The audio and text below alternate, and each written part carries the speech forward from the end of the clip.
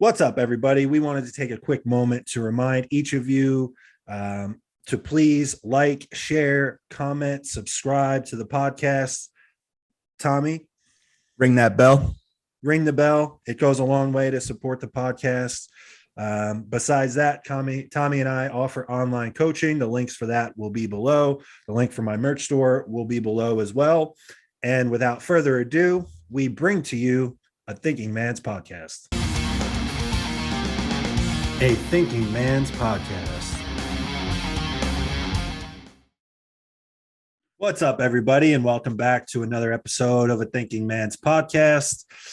My name is Joseph PIRCHER. I'm your host. Alongside me, as always, my good friend Tommy Stiles.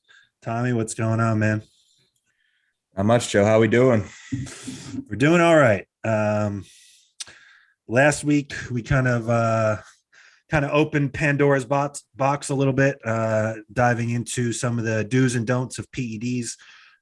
If you didn't check that out and you have an interest in performance enhancing drugs, especially in the realm of physique athletes, you can click that somewhere up here. We're going to put that up. And so kind of coming off of that, this week, Tommy and I are going to discuss on contest prep mistakes that we see, common mistakes that we see within the industry. Maybe even, I know a couple of these are ones that I've made myself. So I know it's always nice to hear someone like firsthand mistakes that they made. So we're just going to dive right into it. So contest prep mistakes, the biggest one that I see, and the one that is probably going to be most detrimental to your end result or your finished product that you're going to display on stage, is simply not giving yourself enough time or underestimating your body fat, where you're starting from. The ideal prep scenario would be that you give yourself more than enough time and you're ready at 2 or 3 weeks out. Side note, we're not even going to touch on this as a specific point, but one, hire a coach. Like, there is nobody that I know, maybe other than John Jewett, who's top tier, that can coach themselves to like their best possible stage look. So one, hire a coach that knows what they're doing.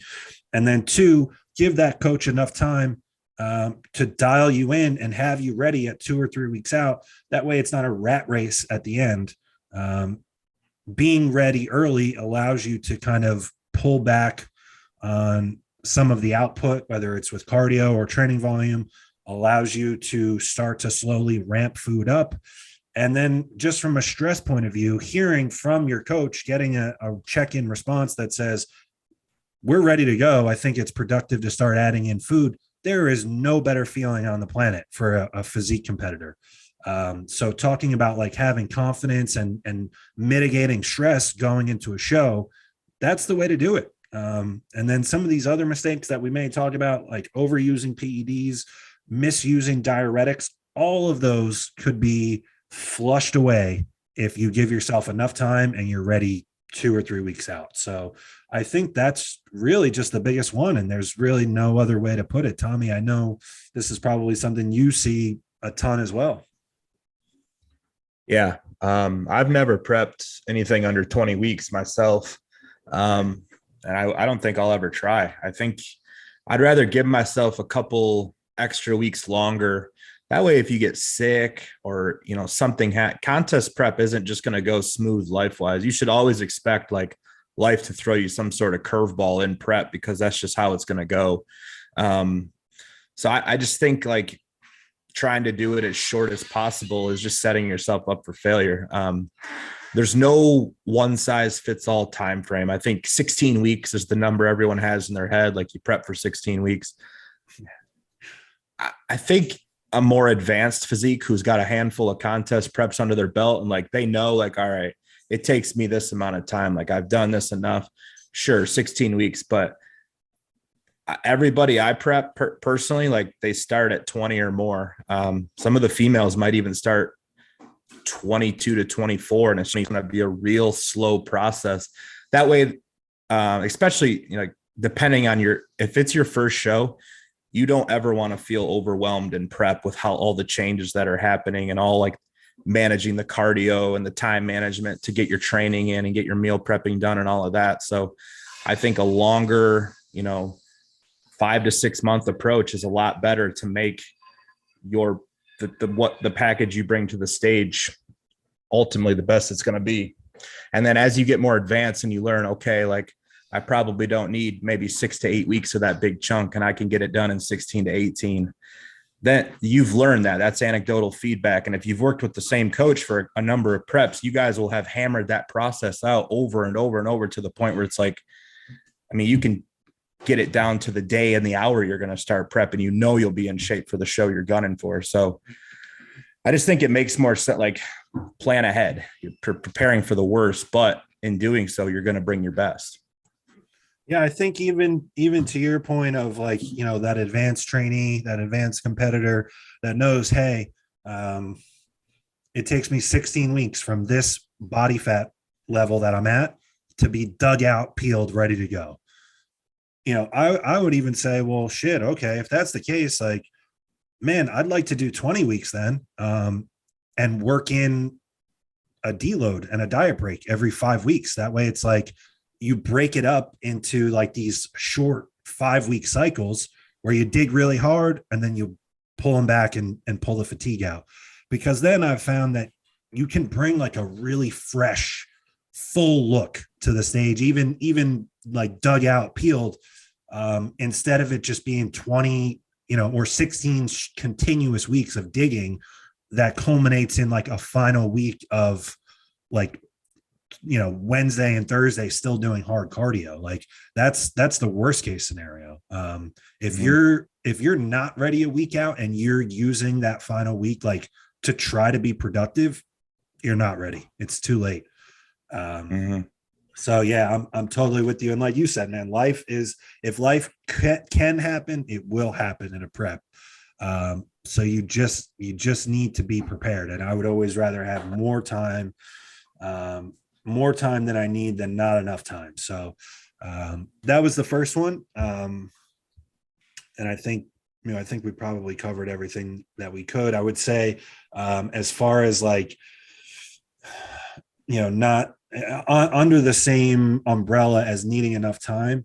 I think just being aware of like where you really are with body fat will also help too. That way you're not disappointed like in your stage weight, or you're not like mind fucked at the end. I've seen this a lot with people where, they're so locked in that they're going to be a super heavyweight bodybuilder. And then, they realize to be in shape, they really are going to be in the 220s or the two teens. And it's like ruins their whole psyche. And then you're talking about ruining your look. Then if your mind is not in it, the body often follows. So yeah, these are some different things. What else did you have, Tommy? What was one of the main ones that you see? Something I have done wrong in various preps, but not adjusting training volume to the phase of the prep you're in, or like, or a lot of younger people, and I made this mistake, they start to work harder and do more because the adrenaline is there as you're getting closer to the show. They want to do more to check that box and to know they did everything they could, when in all actuality, like training volume should be going the other way as calories and body fat are going down. Intensity should still stay the same, but you shouldn't be adding more volume thinking you're going to get more out of it. You're going to go the other way. Eventually there's a point of diminishing returns with volume in the off season, but especially in prep. And I saw it myself for sure. When I was younger, I just wanted to like, that whole no days off, grind harder than everyone else. I think you almost have to go through it just so you learn how to work hard. You have to know how to work hard to know what overtraining and working too hard is, or working hard in a sense that it's a counterproductive. But at the same time, we talked about last week how there's no like award with your placings for how little or how much someone took. Well, there's no awards for how heavy you trained into the show, how many sets you did or didn't do. Like the judges don't care. They care about what's in front of them on that stage. So just, and the people I've prepped, I've seen, they want to like go, go, go. And it's like, all right, well, your feedback's telling us we actually need to pull back. And I just need you to trust me. Less is more. And there's sometimes there's resistance because it is a hard thing to take in, you know, maybe PEDs are higher. If you're enhanced, you feel like you have the energy to give more and you want to give more because, you know, you want to be that competitor, that diehard that does everything they're supposed to do and checks every box and leaves no stone unturned. If you're posting about your prep, I mean, there's this duty to like show that you're working harder than everyone else and all this shit. So I get it. But I just like, I know from personal experience, like I've kept my training volume way too high in past preps, to the point now where it's like, I know, you know, inside of like 4 or 5 weeks, man, like I might have 6 working sets in total. I'm in and out in under an hour. You're not growing at that point. Like at a certain excellent point. The whole grow into the show mentality, that's stupid. That's not what I ever want to rely on. If I'm starting a prep, I want to know that I grew in my off season where I know I can grow because I was in a surplus. You know, that at a certain point, your calories are too low and your expenditure's too high. And you need, Lee Haney said it best, stimulate, don't annihilate. Get in there, stimulate the muscle, give it a reason to stay, but keep in mind, you're not putting on tissue anymore. It's that time has passed and it will come again. But right now, this phase requires less. Yeah, so many good points there, man. And I just, that might be honestly, even above giving yourself enough time, that might even be the best point because there's just, you know, I think inevitably the people that are drawn to doing this, especially to the point that they're going to put themselves through a contest prep, these are not people that shy away from hard work. And if anything, they're going to lean into the hard work. So a lot of times you just wind up doing too much. And there's so many different reasons for it. I mean, we've all heard and seen someone that's talking about, oh, you know, I'm doing higher volume now to really bring out the detail in the muscle. We've been there. I have probably, if you were someone that was talking to me fucking 8 years ago for my first contest prep, I probably said that to you. That, and then like you said, you're not growing. So it's like, this was a big shift that I took last year for the first time. Like it took, you know, me just maturing as an athlete where it was like, okay, what phase are we in? We're in a fat loss phase. Goal number 1 is fat loss. Goal number 2 is muscle maintenance. So it takes a pretty low amount of total working volume to actually maintain muscle. I think we've talked about this on a prior podcast where it's like, man, we see some of these guys that retire and are actively like starving themselves, skipping workouts, trying to lose muscle, and they going can't. vegan, like doing everything possible. Yeah, it's like really difficult to lose muscle when you're still eating 6 times a day, you still have PEDs in, and you're still training with a decent volume. So I think a big solution to that, like you were saying, like training volume should almost be tapering down towards the show, and part of that is in an effort to maintain training performance. I think a big mistake is people start feeling that like kind of overwhelming fatigue, that just every moment of everyday fatigue where it is uncomfortable to get up to go to the bathroom. And then when you're in the gym, I think people shy away at that point from taking sets like near failure, when really it's the and like because of that they'll just do more volume. Really it should be the opposite. Like if you bring 1 or 2 really good sets, like 2 or near failure, that's all you're going to need to maintain your tissue, and then go home and get good rest, go home and get good sleep. So yeah, that's man, maybe like the biggest noob mistake that you can make in contest prep is like ramping up the volume. And as far as like growing into the show, like you said, That's just not a real thing. That's a crazy fucking myth that people like Kevin Levrone made famous because they were like top genetic anomaly and also didn't train for 6 months out of the year. So they were Well, yeah, I getting mean, I an think off if season, he's getting an off season response in his prep because he detrained for 6 months. He didn't take right. it. Not only did he not take any drugs or eat like a bodybuilder, he literally didn't step foot in a gym. So it's Hmm. like you add everything in at once. Yeah, you're going to have this crazy recomp effect where muscle comes back and you get leaner at the same time.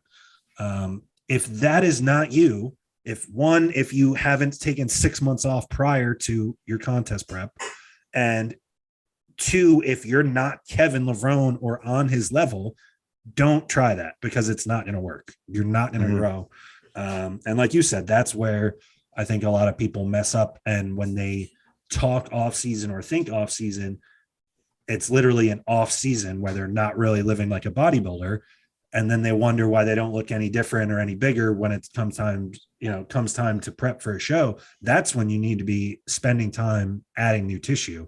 And then your job in prep is to peel the fat away while holding all that new muscle tissue. So, um, yeah, all really good, pertinent stuff there. What were you going to say? I think I cut you off there. I think it's just like we always say, context is king. I mean, if I had any competitor who, even take one of us, for example, like if we started a prep and we had trained minimally for 3 to 4 months, just maintenance work, and we hadn't exposed ourselves to any PEDs, and then we started a prep and brought PEDs and progressive training and increased our calories, we'd probably technically, for all intents and purposes, grow into the show, but it's going to be case dependent. I see people saying it thinking like, and it's usually they've been fed this maybe from a coach who's probably just trying to like make them feel better about where they're going to land. Yes. Um, I see a lot of people saying it who didn't tackle their off season with the same approach as they do their prep, who are they only get motivated to prep. They don't have that same tenacity year round. So if that's the case, and you did, like, you were training all the way up until your prep start, and you ate, and you took PEDs in various doses and cycles throughout your off season, like, don't expect to grow into the show. The main goal of prep is muscle retention and fat loss. So that's just not a strategy I want to bank on. Like, that's not, that's like trying to, land a plane without help on the ground. Like, well, I hope that's the runway. Like, yeah. It's just, I think it's just a common mistake. Especially for people that are younger in their journey, or maybe new to their journey, not necessarily young. Where, like you said, a lot of times I think it's a marketing ploy by coaches where they're like, oh, this is going to be the plan. We're going to do this and this. And then at 8 weeks out, we're going to do this. And not only are we going to get leaner, but we're going to grow into the show. Like, this is what we're going to do. It's like, that's not how it works. Now, I also think even recently, like, as we're talking about this, I remember like following Hunter Labrada, of course, like we all do, top 5 bodybuilder in the world, probably some of the best genetics on the planet. Him talking about like growing into the show, where he's like, I remember seeing him make a post where he's like, oh, my body weight over the last 2 weeks hasn't changed, but I'm leaner. So that means I'm growing muscle. And it's like, that's a slippery slope of logic to follow. I mean, I understand what he's saying, but I would just say that you're doing a great job of maintaining your muscle and losing the body fat, like being accurate to only losing the body fat. And again, we're talking about somebody that's top 5 at the Olympia. That's nobody that I'm helping, and nobody that you're helping. So, right.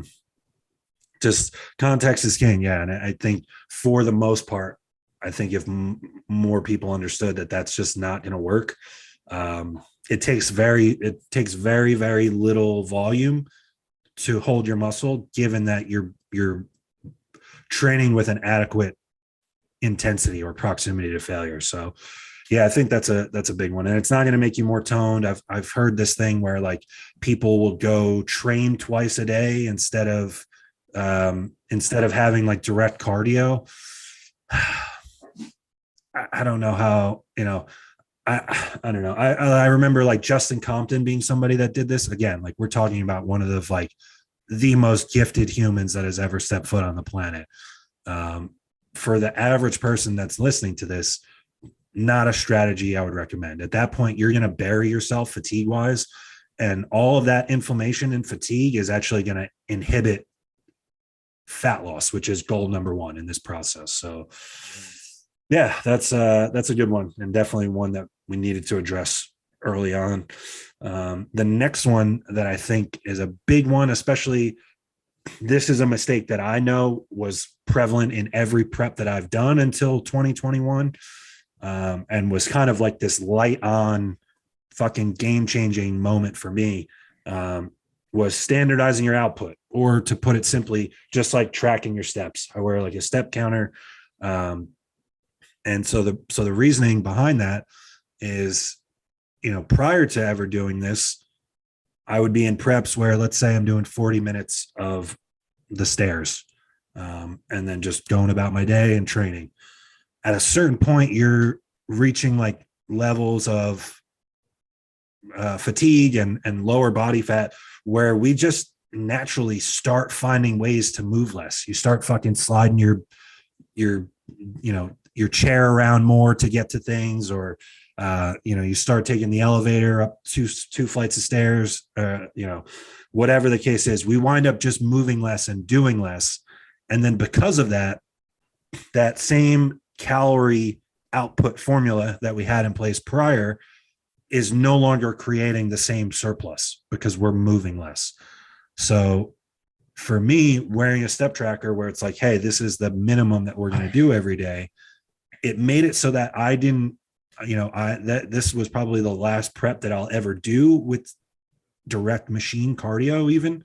But I had Stairmaster work in, and because my output remained standardized throughout, my cardio didn't change the entire time. I just continued to get leaner. Because it works both ways. I mean, I think we've talked about this for off season as well, but it's like, if we're going to standardize the work that we're doing in the gym, we're going to standardize the amount of intake that we have as far as food that we're eating. It only makes logical sense then to standardize the other half of the formula, what's going out. Because, if I go do that 40, let's say I'm eating 2,200 calories, just as an example. And, at first, early on, I'm eating those 2,200 calories. I'm doing 40 minutes on the stairs, training with weights, and going about my day. At some point, I'm just going to start moving less and not doing as much. And now that 2,200 calories, instead of putting me in a surplus, instead of putting me in a deficit where I'm losing fat, it might be maintenance now, or it might even be a surplus where you see someone's weight come up because they just didn't move. They did their Stairmaster in the morning and fucking laid around all day or sat at a computer all day.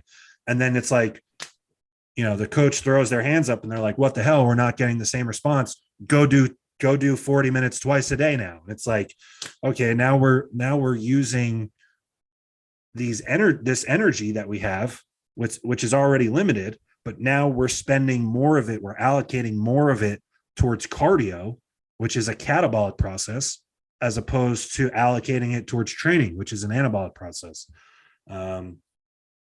So that's a big one. I don't know. Is that something, Tommy, that you have ever implemented? I'm sure early on it wasn't, because this is kind of a newer thing within the industry. So what has your experience been with that? Like how high has cardio gotten for you? And then do you have plans moving forward to track steps? I don't know if that's something that you do currently. Yeah, I have an idea of my daily movement. I don't track it in the off season to like the nth step. I have an idea of like all right, in an hour personal training session, I'm probably getting 1,200 to 1,500 steps. If I have 4 sessions a day, okay, I can figure that out. There's this little walk to the street corner that I do. I know that's about 1,500 steps. So I have a way to like I have an idea of how much I'm moving a day. And then I know, just because I've tracked it before, like my training session, I walk probably 2,500 steps. Like I kind of Same. just, Yeah. I do a lot, man. Pace. I'm a kind of a little bug. Like I'm all over the place for no reason. Sometimes I'm just like, I need to walk over here and then walk back. But Yeah. so I get a lot of movement. So I probably will standardize that a bit more this prep. In the past, no, I've never done it. And that's because, nobody was talking about that in Yeah. 2014, 2016, 2017 when I prepped. It was, and I probably was someone that, you know, looking back, someone needed to have a closer eye on like what my energy output was, because it's like, hey, I worked a 24-hour shift. Cool. What did I do? Oh, I had an MVA, a motor vehicle accident, and I had a working fire. Like, yeah, you probably need to see pictures of me, and I might need a refeed because of how much energy I exerted. But like, I couldn't expect that of a coach then. And I didn't even know to expect that. I was just like, well, the cardio is the only thing that I'm going to use to burn fat. I didn't really think about daily output then. So yeah, I had preps where I got up to, the most I ever did in a 2-week stretch was 95 minutes a day on an inclined treadmill. And I didn't question, I loved it. Like I was of the mindset, my first 3 preps, like whoever suffers more wins. Yeah. Bring it. So kill me. Yeah. Yeah. I think it makes a lot of sense, especially like you got to know the lifestyles of your clients. If I got someone who I know, like they're glued to their desk, maybe they're in the corporate world, their boss is an asshole and they can't even they can barely get their 2 15-minute breaks and half-hour lunch that they're allotted. Like, all right, I probably can't rely on steps as much for them. So I may have to crank cardio up a little bit more. Absolutely. But if I have someone who works from home 40 hours a week and has liberty to go have a 10 to 15-minute walk after every meal, yeah, I can keep cardio a lot lower. I can use it as a way to I'm still going to use it, but it's going to be a lot more sparingly. So I find with women, I've had to get creative with how I go about their fasted cardio. It may be like a circuit style training with some intervals on the stairs and the incline treadmill, one or the other. But it may end up being 25 to 30 minutes of movement, but it will get their heart rate elevated enough to get in that fat burning range. Because women, especially if there's, fat burners in play, they have to, I had a client who had the incline all the way at 15 and the speed at 3.5, and she still couldn't get her heart rate above 130. Yeah. I was like, this isn't going to work. So I had to get creative with how I went about that fasted cardio approach. So I think that's kind of what we've talked about with breaking the dogma. There is no, not everyone just gets on a treadmill and walks for 60 minutes and gets peeled. Right. You have to go about things in different ways. And if I have someone who has a physical job, they might do zero cardio their whole prep, especially if they're a lean person. Division matters too. I think if the goal is bodybuilding and we're getting peeled to the bone, you're probably going to do some cardio at some point in your prep. Maybe not. Sure. Maybe you have control of your day. It's really dependent on your lifestyle. I think it plays a big role. Yeah, that was a great point, because I brought it up and kind of laid out what would happen if someone wasn't moving enough. But on the other side of it, it just makes so much sense to give your coach that data. Because like you said, dude, there's some people that I have people that personal train, as but they'll personal train as their full-time job, 40 to 60 hours a week. It's damn, these people are doing 20,000 steps a day. That's 10 miles a day. That person does not need to do cardio. In no world does that person need to get on a Stairmaster and do cardio. Like you said, especially if that I'll probably never, I shouldn't say never, but it would take a really extreme example of a sedentary lifestyle for me to ever put a male bodybuilder on a Stairmaster again, because of the fatigue cost.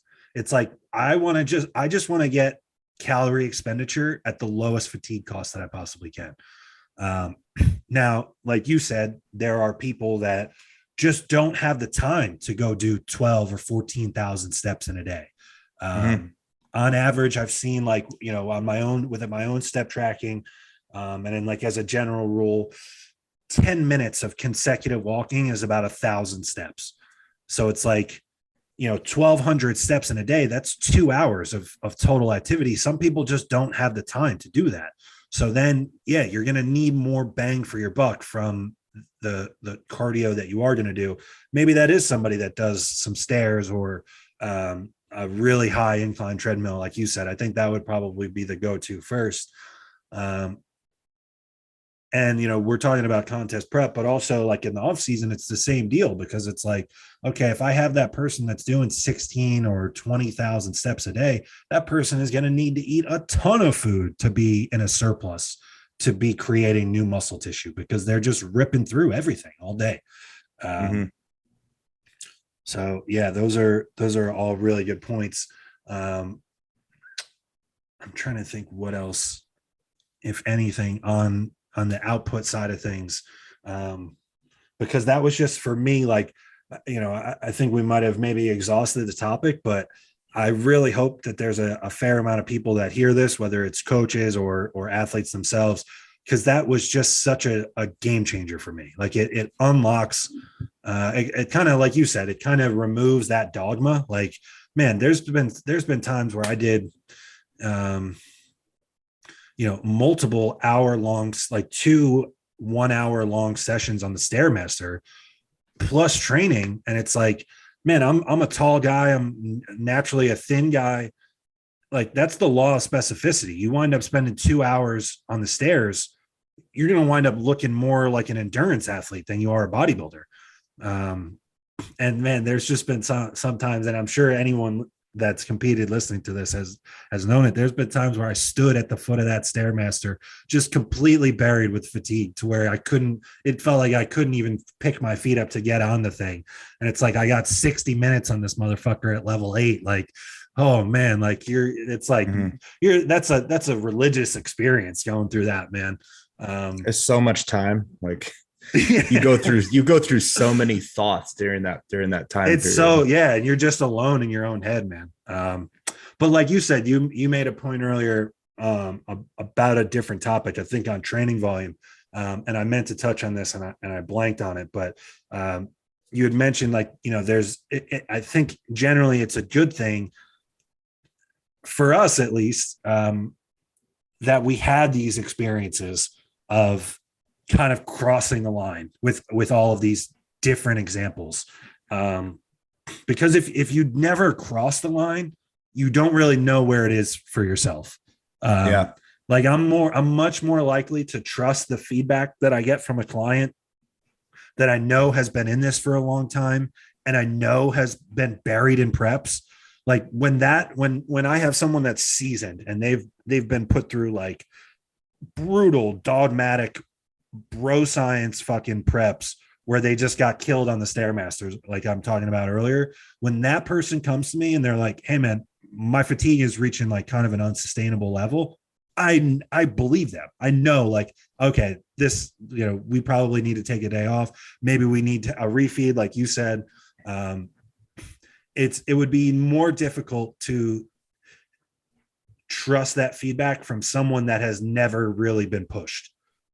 Because it's like, okay, are you really like unsustainably fatigued, or like, is this just uncomfortable and you haven't been here before?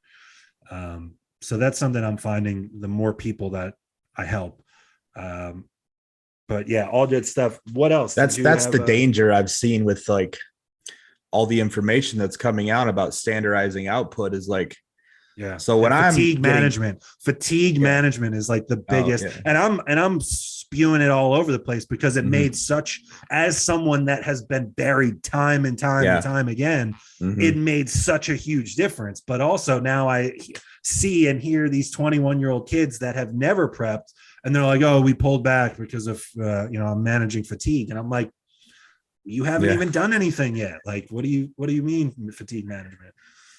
So if I go out right now and I want to get 10 to 15 minutes of steps in, that is continuous brisk walking. I'm not stopping every 20 feet to check a text message and then picking up my pace again. Like, I think that plays a role, because like with some people, I'm like, because 10,000 steps in a day to be intentional. Like you have to, especially if like you don't work a job that makes you walk a lot. Like that's probably, 70 plus minutes of time that you're going to devote to doing that in a day.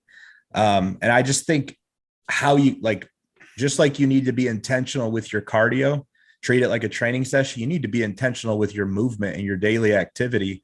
I always encourage people in prep to be like, the things that may have put, like organize that closet, do that home DIY project that you've been putting off, like do stuff that like, don't just resort to binging seasons of Netflix because it keeps your mind off of food. Like stay active. Yes. Your metabolism doesn't pick up in prep. It goes the other way. The body does not want to get stage ready. It will go into survival mode. It downregulates the thyroid as body fat levels go down. And if your initial gut response is to sit on your ass more because you're tired and to get out of doing movement that you would have done in a surplus, you're gonna run into issues with your prep. It won't run as smoothly as it could. So I always encourage, like, take on projects, do different things that encourage you being like off of your ass, like exerting energy. JP really got me to understand energy expenditure with a lot of his posts, and like how Corinne is just constantly moving in prep. And it made a lot of sense to me personally. Yeah, and then she shows up fucking completely skinless, better than any bodybuilder that I see. Yeah. Inside out.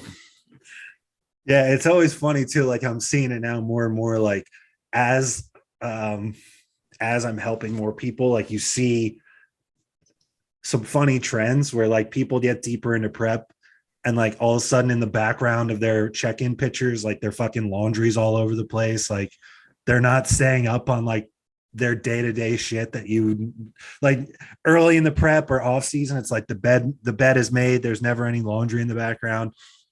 6 weeks out and the fucking room looks like a tornado hit it. There's laundry everywhere. There's laundry everywhere. The bed isn't made.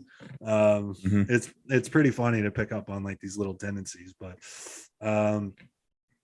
all right, I think we pretty much exhausted the output one. What else do you got? What's another common one that you see, or maybe one that you made yourself? I never made this because I've been so, man, like I just have full faith in every coach I've ever worked with. But don't go into prep. This is for newer people. Don't expect cheat meals, refeeds, anything of that nature. Don't go into it expecting it because you've seen it standardized on social media. When I got into bodybuilding, I didn't know any of the terms. I didn't know about fatigue, man. I didn't know any of these terms. Yeah.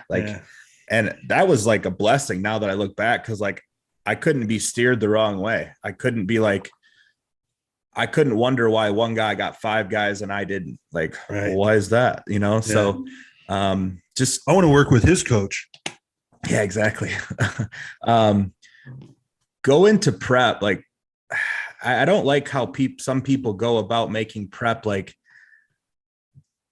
what we're talking about is it doesn't have to be straight dogmatic bro science, but it's still, the end goal is still the same. You are still trying to get to body fat levels that are not sustainable for the everyday human life. Like, it is to be different, exotically lean. So don't try to be like don't go into it thinking you can live like a normal person and you won't have to make any sacrifices.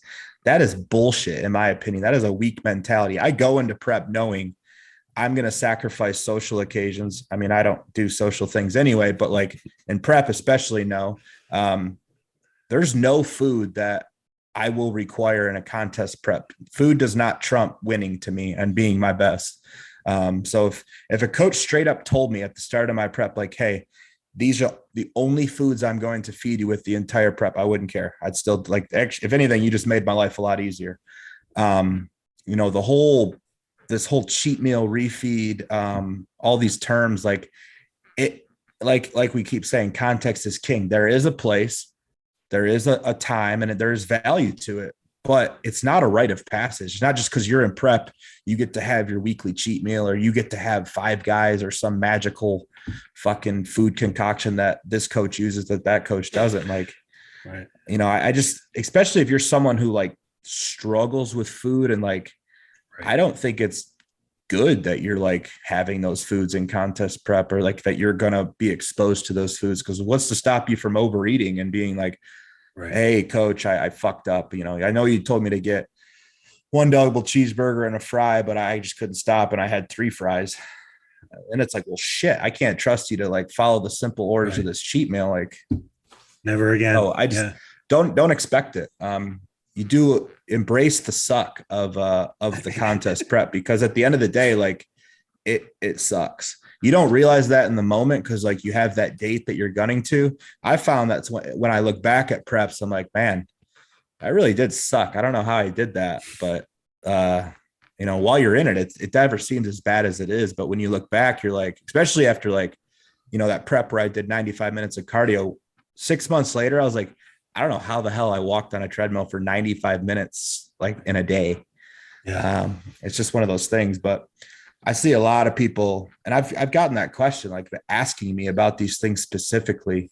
And I'm like, man, this is our consult. You're asking me about cheat meals. Yikes. Yeah. Man, I just go back, you know, regarding this topic, I just go back to the idea, like,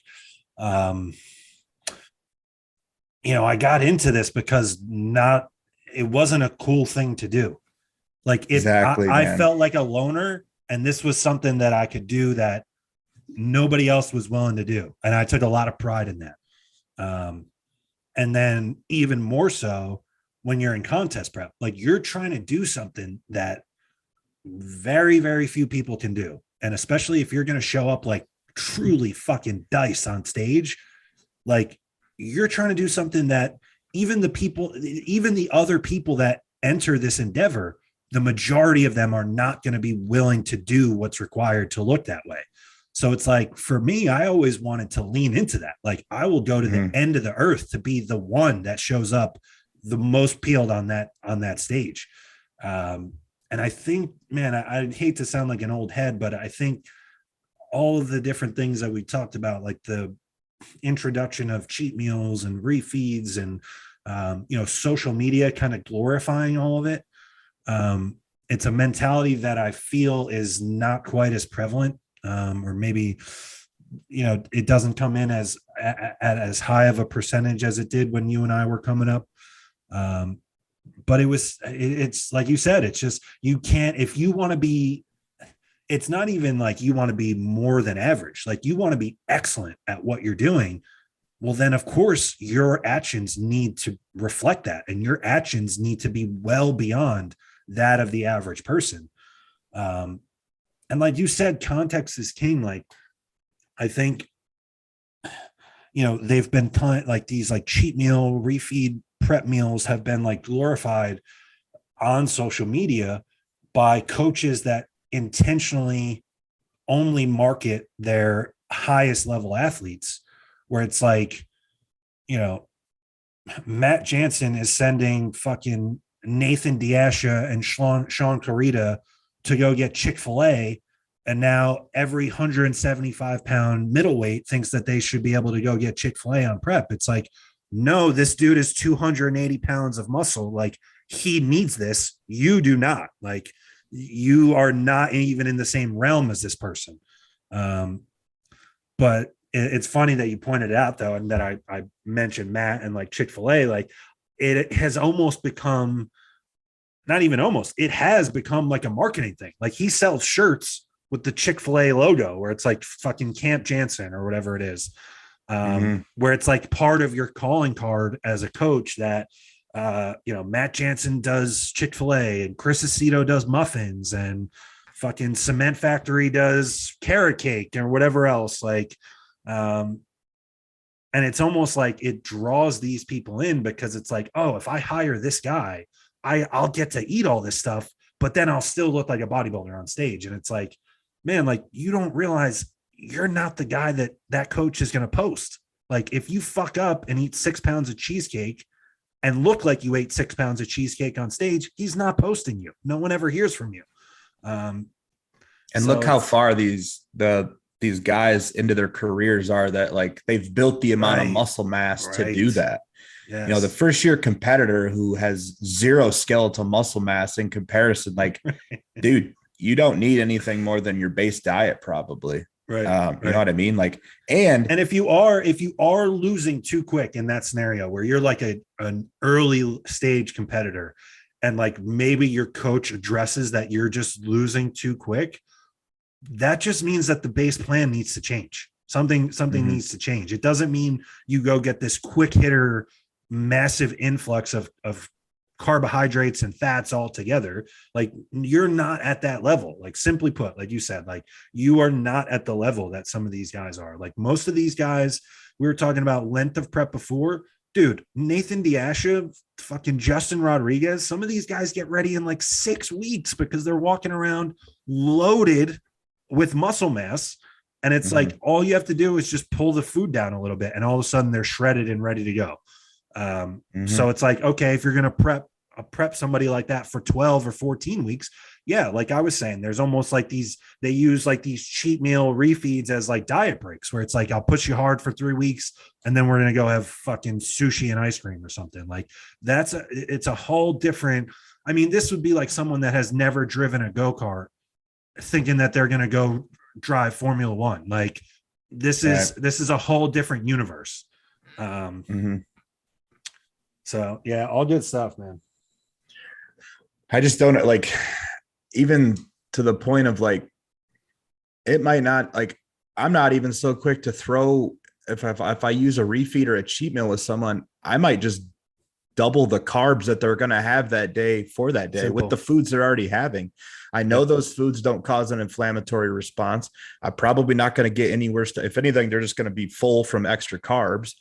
Right. But why do I want to go throw in something like, you know, a like whatever? I don't have any hate against Chick-fil-A or Five Guys or any of that shit. It's all the same. No. But my point is like, man, that's a variable that I don't know about. So, and it's probably not a variable you're going to use at 2 days out from the show. So why are we going to do it right now? And my personal opinion, and I've told clients this that have talked to me about wanting to prep, is if you need a psychological break in contest prep from dieting, you need to quit bodybuilding at the competitive level. It is not for you. It will never be for you. No, that should not be the case. You know what you're going into. There's no secret. Especially with the amount of information and social media, you can see everything now. Like, when I was getting into it, I don't think other than the guy prepping me, I didn't know any bodybuilders. I knew what the guy that was prepping me. So I didn't have anything to go off other than him saying, if you cheat on this diet, I won't judge you. I just won't ever talk to you again. And I was like, wow, I don't want to be that guy that he jokes around with the other guys at the gym about, that, you know, couldn't hack it. Right. So that was how I came into it. And there was no cheat meal. So I didn't ask though. Like, he gave me a piece of paper and I just was like, this is what I'm going to do because this is what I paid this guy to tell me to do. But I just think setting yourself up for failure is expecting these things when they might not be a part of what brings the best you to the stage. And if they are, they are. It's just another meal. Don't glorify it. It's just another meal to get you closer to your best version of yourself. And social media too is another, like, I keep bringing that up, but man, like, I don't know about you. Like, if I see someone that's in prep, especially someone that's like not an advanced level person, and like they are constantly resharing like food porn photos to their story during prep, or saying, oh, I can't wait to have this, or I can't wait to have this, I immediately dismiss you in my mind. Like, I look at you like you don't belong doing this. Like, this is not for you. If you like, you know, not to sound like Mr. Hardcore, but like, I'm thinking about being fucking peeled, man. Like, I'm thinking about looking crazy wild on stage at that point. Food is always going to exist.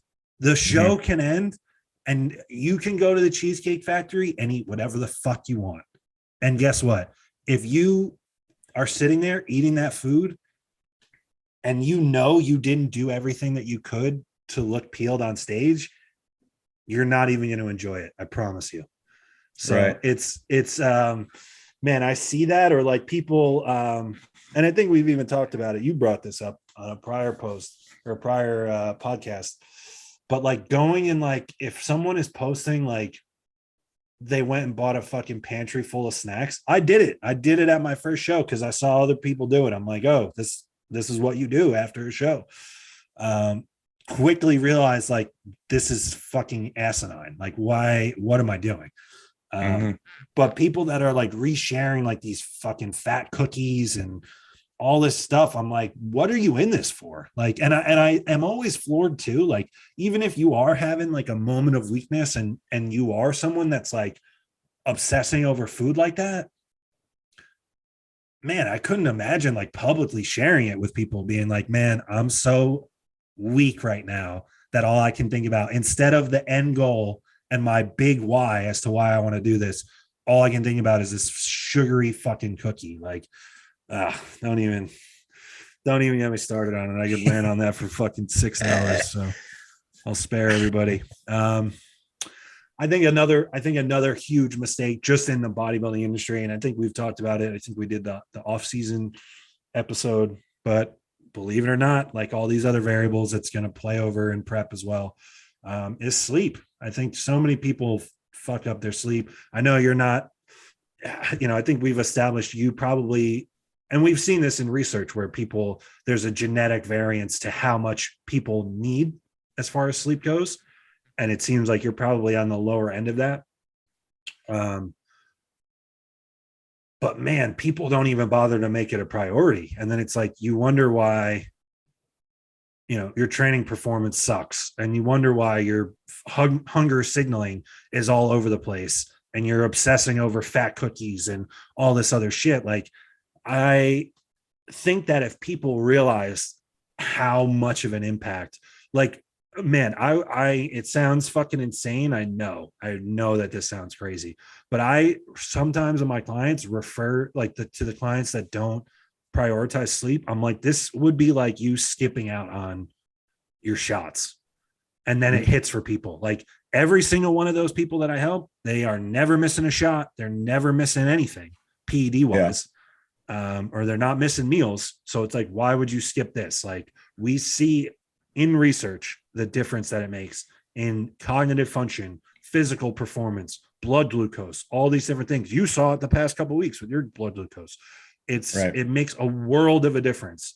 So of course, if it makes a world of a difference in the off season, it's going to make even more of a difference when you're in a deficit, under high stress, pulling body fat off of you and trying to reach a level of conditioning that humans were never meant to reach. Of course, sleep is going to be important. So I wish more people would just prioritize it. I don't mean to sound preachy about it because we've talked about it multiple times. But I just think if more people really had a grasp on how large of a role it played in this whole thing that we're trying to do and how easy it is. I think even on the one podcast, you were like, it's free. Just bring your ass to bed. Like I had one guy that I was helping, and he was getting down into the depths of a fat loss phase. And he had left, like I have like a whole like daily chart for the week that people fill out. And in one of his days, he's like, just really hungry after my last meal and like, don't know what to do with myself. Like any tricks on how to mitigate this? And I responded and I was like, yeah, I actually have this really, really effective trick that I use when I'm really hungry after my last meal. And it's called bring your ass to bed, go to sleep. And then within, 2 weeks, he's like, man, I've just been going to bed after my last meal and it's been awesome. My sleep's been great. I'm not hungry, like all this stuff. So yeah, that's my sleep rant, my sleep TED talk. I'm sure you see it with the amount of people that you help as well. Yeah, it's one of those things that just kind of gets lost in the madness of prep when all these things are happening. And it's like, usually that's my first, when someone's stuck, like their weight isn't dropping, or we might have stalled progress wise, my initial response isn't to blast them with more. It's to like, all right, let's backtrack. What can we do? Let's pull some cardio. Let's maybe take an extra day off of training. Let's prioritize sleep hard the next couple of days. 9 times out of 10, you're going to get a response and start progressing in the right direction again. So a lot of times it's part of what needs to be backtracked and reverse engineered when you have a Yes. problem along that comes up in contest prep. It's not like, well, 40 minutes of cardio wasn't doing it. We're going to do 60 and then we're going to do 80. Yeah. And you're going to live on that fucking thing. So yeah.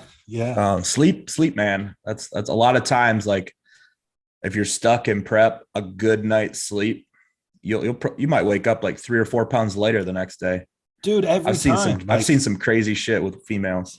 And with anybody, man, like you said, you have somebody that's sleeping 6 hours a night, and then all of a sudden, like, and we see this, and it's hard in prep, man. I get it. We're fucking stressed. You think about like the show and everything that you need to do 24/7. I get it. It's very easy to allow stress to kind of just consume you, like you said, in the madness of prep. It is madness. It's fucking insane. And then we're on most of the time.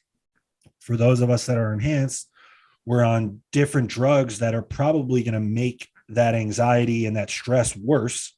We might be using stimulants, a ton of stimulants, because fatigue is so high that you feel like you can barely make it through your day. So you're blasting stimulants all day. Then you have a hard time winding down and falling asleep. I get it. But your sleep's going to be broken as prep goes on too, because male and female, like you will be peeing often. Yes, but so, if you give yourself 9 hours in bed, even if you spent 9 hours in bed and you had an awful night of sleep as far as quality and like sleep to wake time, it was a horrible ratio, you're still going to actually sleep 6 or 6.5 hours. And that's 9 hours of just rest. Like you said, you're a lot of times, if someone like, and it's tough too, like people working like corporate jobs and having high stress jobs and all this stuff. So it's like, such a common theme that I see with people that work like a typical 9 to 5, where, Sunday through Thursday night, they get fucking awful sleep because they're stressed about work. They're stressed about waking up on time to do their cardio and then shower and go do their commute. And then like Friday and Saturday night, they sleep 8.5 hours. And knowing that, if I know that about the person, I will typically try to get their check-in photos then Saturday morning, because it's like sleep your face off Friday night and then wake up and let's see what Saturday morning looks like after you're actually rested. And then also that helps too, because Saturday is going to be the day of the show. So it helps us kind of repeat that same process over and over. But it is difficult. And of course I'm not perfect either. I don't want to come across like I'm just a fucking machine on top of, 10 hours of sleep every night. But the message is just to try to get people to prioritize it, because the return on it is incredible when you are able to do it. It doesn't cost you anything. And it literally only comes with benefits. You couldn't possibly sleep enough. So that's everything. That's everything that I had. Yeah. I think we're right about an hour too. So wow, efficient. Paul. I looked at the clock right when we started. So we're like 58 minutes in. Okay. All right. I think we can just end it on a very simple one that, it makes sense to anybody who's been in this a while, but like the amount of people I see who don't prep, like they're not prepped ahead. Like if there's supplements you need, get them early. There's PEDs you need, get them early.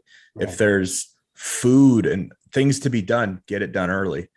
Don't procrastinate and be behind. Kai Green has a great quote. I might have said it on this podcast. Proper preparation prevents poor performance. Say that to yourself daily in prep, because there's always something you can be doing to be ahead. Even something as small as like getting your kitchen set up. If you're someone that has to, like, the minute your feet hit the floor in the morning because you're rushing to go to your corporate job, whatever, like set everything up, get the frying pan out you're going to cook with, put the spatula right in it. Everything is ready to go. Like it's all muscle memory in the morning. The amount of people I see clothes set up for fucking heavy fasted cardio, clothes set up, shit like that. I go out of my way to make every day Groundhog's Day when I'm prepping for a bodybuilding show, just because if that's the time to like live like a robot and like nothing else in life matters, it's then. Off season, you get a little different. You've been talking about it, man. I love it. Like when you're in that mode, man, and it's just day after day, it all feels the same and it all starts to click, man. I love it. I love it so much. It's awesome. Yeah, that's the process. But like, it's amazing to me, like how many people say they want this and they want to do this. And it's like, they can't string together 7 days of like proper execution of all these little things, all these little like nuances and tricks. Like I can't, as a coach, I can't tell you how to develop a system on how to get all your meals prepped. I can't tell you how to like, I can give you the protocols for the PEDs to use, but like, you need to have them by the timelines I give you. Like this whole like, well, I don't need my, any compound. I don't need this yet. And then you find out like, oh shit, I can't get it. Like, well, too fucking bad. You knew 12 weeks ago. You know what I mean? Like, don't wait till the last minute. And then one last thing, because you touched on this off air, like, don't go cheap. Don't go cheap with brands. And definitely don't go cheap the week of the show. Yes. This is an expensive hobby. You pay to play. You get what you pay for. If you want to use some carnival ass looking tanning company that has not produced anything that to show you for a bodybuilding stage, and you go out there looking like an Oompa Loompa with green and hues on you, and it like the glaze doesn't, like, I've seen it too many times. Someone tries to like do their own tan. I did my own tan for my first show just because like that's what the guy that prepped me told me to do. It's horrible. It worked out okay, but it's just so much extra stress that like just pay. It's probably going to be like $130. It's part of the experience. You've got all the way there. Like what's $130 more at the point that you've already racked up in prep. So I've never understood getting to the finish line and then just like being a penny pincher. Like, I'm so glad you brought it up, because I brought it up earlier, like you said, and then I forgot about it. But man, and it plays into what you were just saying with like being prepared ahead of time. All prep will kind of start to instill this confidence and calm in you, where that you're gonna be just on a constant stress loop the entire time. If all of these things are done ahead of time, you have your clothes set out early, the night before for your fasted cardio, you have your shoes ready to go by the door. Like I get super fucking OCD and anal about it. I'm sure you're the same way, but it makes I can lay my head down at night and know that I fucking crossed my T's and dotted my I's, and I sleep good because I'm like, everything is ready to go. I just need to wake up and do it tomorrow. And then it's the same thing with the tan, man. Like knowing that you're going to have to try and fucking paint yourself, or have somebody that isn't a professional paint you before you go on stage. Like that would stress me the fuck out. It's part of the cost. It's part of the experience, man. I've had some of the best experiences backstage. Like when there's a good tanning service that's part of the host show or whatever, like they're the sponsored tanning service for the show, man. It most of the time, like especially at some of the higher level shows, that's a fucking should be a no doubt like luxury that you give yourself, because these are professionals, man. Like they are going to see you backstage and say, hey, get over here, I need to hit you with that glaze again, it dried up on you. Like they know, and they're going to take care of you. Like all the people like at Liquid Sunrays, I'll give them a shout out anytime that I've ever had them at a show. They have been awesome. In the Northeast, there's a company, I think it's called Olympia Tanning. I'm sorry if you guys hear this and that's not exactly the name. I'm pretty sure it's Olympia Tanning. They got a group of girls that are all competitors themselves. They are professionals. They love what they do, and it shows. Like I did the NPC Philly last year, and that's how it was. Like they were like, I'm getting ready to go out, and they're like, hey, before you go, get back over here. I need to hit you with this glaze. Like it dried up on you. It's like, if you were doing that yourself, like you have no idea. And then you're going to walk out under these lights in front of everybody and waste the last 24 weeks that you put into it. So it just doesn't make sense to me. Spend the money.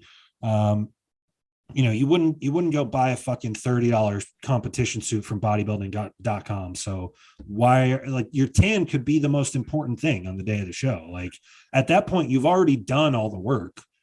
It's a matter of how it looks. Yeah. Like it's a matter of how you can control your look. So your color, your condition. So the whole prep, all 20 and weeks. your presentation, your posing. We can Which add is that in. all- Like, don't rely on YouTube to be your posing coach Right. or Instagram. Like, Right. hire a goddamn posing coach. You pay Right. her all this money to do the show, and you're going to chintz out on, maybe $100 to $200 for posing lessons from someone who, like, reputable, A professional. you know, right? Someone who is a polished poser themselves at the professional level, or was at some point. You know what I mean? Like, yep. This whole do-it-yourself mentality is not meant in bodybuilding. I'm sorry. It's you're just going to end up having a shitty experience, and then you're going to get a bad taste in your mouth about competing in general, when really is you set yourself up for failure. It's like anything else, honestly. It's like, it's the level of coach that you get. It's truthfully, it's the quality of drugs that you get. It's all of these things. You get what you pay for. And that's everything and anything in life. If anything seems too cheap or too good to be true, it is. Yeah. It's going to you come think out you found awful. a deal, like, hey man, we would know about it. Others would know about it. Like, we'd be talking about it on this podcast. We're telling you underground now, deal. there are no deals that are worth taking. Yeah. Get the real thing. Fucking, if you can get it and you can afford it, get the real growth hormone. If you're really about this life, hire a good coach. Like, they're not going to be cheap. I had a guy send me back an email today after a consult, and he's like, "Oh, I've done some interviews with some other coaches, and you're by far like the most extensive, the most organized. I like the analytical approach. You're not the cheapest coach that I've interviewed, but I think there's a good value there." I'm like, dude, I have no further sales pitch. Like, you get what you pay for. You want to spend $100 a month on some knucklehead that's going to send you 4 emails a month, by all means. So it's like anything else, man. You get what you pay for. Don't cheap out. You've put your heart and soul into this entire thing for the last 20, 24, the last 52 weeks. If you're really about this life, like, why in the world would you cheap out on a tan? So with that, I think that's everything. Anything else, Tommy? No, I mean, I'm sure we can keep going, but that's a good base for anybody. Yeah. All right. Well, for Tommy Stiles, I'm Joseph PIRCHER. That was a Thinking Man's podcast, and we are out.